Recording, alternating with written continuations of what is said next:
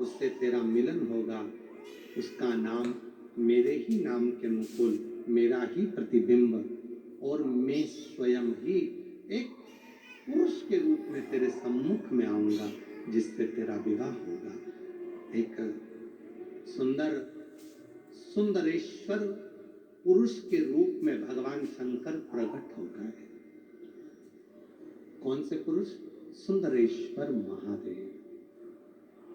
सुंदरेश्वर इतने सुंदर, इतने सुंदर, चेहरे का तेज इतना था मेरे शंकर भगवान का कि मीनाक्षी के सामने जैसे ही मेरे देवाधिदेव महादेव, मेरे महाकाल राजा, मेरे विश्वनाथ, मेरे कृष्णेश्वर नाथ, मेरे भीमा शंकर, मेरे त्र्यंबक नाथ जैसे ही सामने आए, मीनाक्षी के आंख बार बार बंद चालू होने लगी शिव के तेज को देखकर। शिव इतने सुंदर थे, इतने सुंदर। आज भी शिव महापुराण की कथा कहती है, जिसके शरीर में काया का रोग हो जाता है, सोराइसिस जैसी बीमारी हो जाती है, खाल निकलने लगती है, चेहरे पर कालापन आ जाता है, आंखों के नीचे कालापन आ जाता है, या शरीर में काले काले धब्बे पूरे शरीर में कहीं पर भी पड़ जाएं, डॉक्टर का इलाज करवा, डॉक्टर को शिव मानो, जो दवाइयां दे वो खाओ, जांचे करने की बोले जांचे कराओ, पर साथ में एक काम और करो, शंकर भगवान को 5 बेलपत्र 5 दुर्वा समर्पित कर कर एक ही लोटे से 5 बार थोड़ा थोड़ा जल सुंदरेश्वर महादेव के नाम से चढ़ाओ। कौन से महादेव? सुंदरेश्वर महादेव।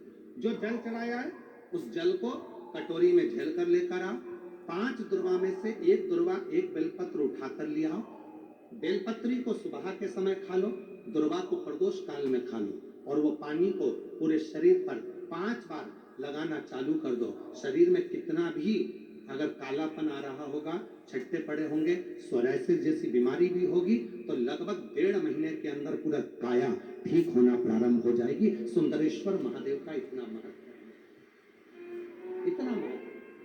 कौन से महादेव? सुंदरेश्वर महादेव। शिव का प्रतिबिंब स्वरूप देखा मीनाक्षी ने, शंकर भगवान का स्वरूप देखा।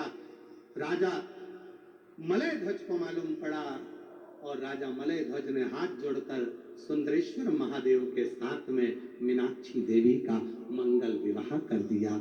जब सुंदरेश्वर महादेव के पास में मीनाक्षी जी आई तो शिव जी ने कहा, ए मीनाक्षी, याद करो तुम पार्वती हो, मेरे करीब में बैठकर मेरे त्रिगुणाकार स्वरूप का वर्णन कर रही थी, तुम्हारे मन में भाव आ गया था कि त्रिगुणाकार प्रभु के लिए मैं भी त्रिगुणाकार कोई स्वरूप धारण करूं, इसलिए तुम्हारा जन्म मलय ध्वज के घर में हुआ और तुम्हारे 3 स्तन हुए।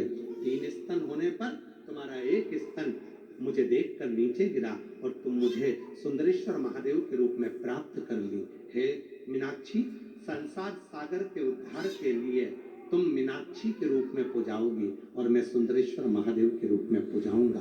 तमिलनाडु का वो पवित्र मदुरई का मीनाक्षी मंदिर आज भी 7 अजूबों में एक अजूबा है, जहां मीनाक्षी देवी और सुंदरेश्वर महादेव का पूजन होता है, जहां दुनिया के लोग दर्शन करने के लिए जाते हैं।